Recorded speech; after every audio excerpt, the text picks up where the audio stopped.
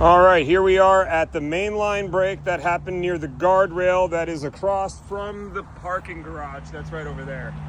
All right, originally we thought that this pipe went under the road and went across to the parking garage. It turns out it didn't do that. It actually 90s right here, like you can see, and we ended up making our repair right here. That's the end of the original pipe here, and there's the end of the original pipe up there. We made our repair in between here. In addition to that repair, there were broken wires and bad wire connections like these over here. There were several of them. I'll add a photo right here in the video to show you what some of these looked like before.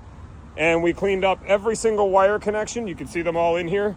I know it looks a little crazy with all the red wires, but once this gets buried, there will be a box here and a box right there, giving us access to all of these wires.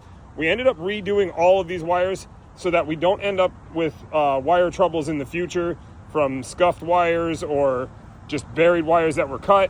All of these have been checked. We wired every single one of them, and they're all ready to go. We just got to go and backfill the hole now.